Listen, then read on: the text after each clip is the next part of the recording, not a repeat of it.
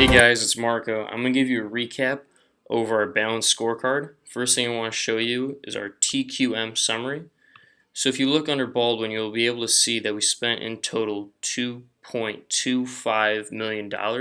We broke that up into three parts. That's our quality initiative training, as well as our concurrent engineering, and then our quality function deployment effort. And then you could see that we were able to actually reduce our R&D cycle time pretty well, and then our demand was increased from that as well. Going back to our profits, you can see we didn't have many profits, and we blame that a lot from our market share. It was pretty low, as well as our inventory. We had a lot of leftover inventory from each round, and then we only had two products, so it did affect our market share as well. Hey guys, this is Josh to talk about our success measures. As you can see, in accordance with our original strategy of broad differentiation, we invested heavily into the average market share, average asset turnover, as well as profits and ending stock price. Unfortunately, those ended up being just about our worst categories. Let's see here. Our stock price ended up being at the bottom of the industry at a price of $32.13, which again did finish last. Our average market share also last in the industry. If we go back to the success measures, we invested very low in average return on sales, average return on assets, and return on equity. And if we go back to look, we were very competitive in all three of those categories. We're at 36%, which is about second in the industry. So if I had to redo it, we would definitely do things way differently and just about invert each one of the weights we put on our success measures. Hey guys, this is Trevor, and I'll be talking about our analyst report. And the two criteria from our analyst report we'll be discussing are market share and margins.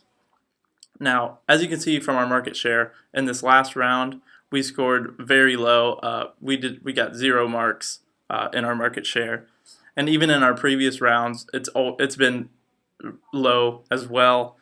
We've only managed to get about 25% of marks from all of our previous rounds. Not much else to say about market share there. But when we move to margins, we can see our contribution margins have been steadily increasing each round, and we've got full marks this round.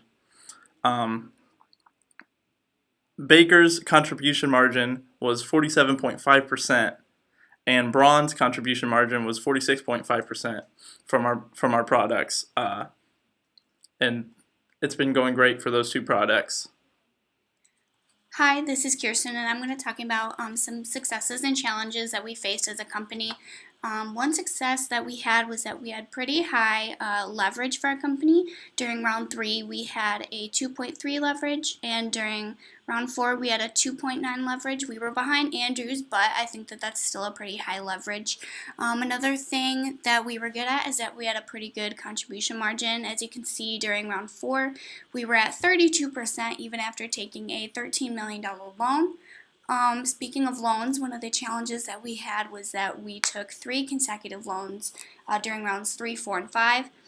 Here during round 4, we took a $13 million loan, and then during round 3, you can see that we took a $4 million loan, and this is due to poor forecasting and a bunch of leftover inventory, which if I scroll down, you'll be able to see. If I can get to the production information, as you can see, we had inventory left over for our low-tech product, Braun. We had 232 units left. And then if I scroll down through this one, we kind of had the same issue for Baker and Braun. We had too much inventory left over. And as you can see for Baker, we had 274 units left, and for Braun, we had 268 units left. We could have definitely prevented that with better forecasting. So that's something that we would improve on if we were able to redo Capsim. How's it going, guys? My name's Philip. I'm going to be going over the results of the company. So as far as the cumulative profit, as you can see, we had about 21 million, and our house was 64 million. Market share, we were at 14.56. Stock price was about $32. Our market cap was around 60 million, which is 3 times lower than the highest value in the industry. So that was definitely one of our biggest challenges.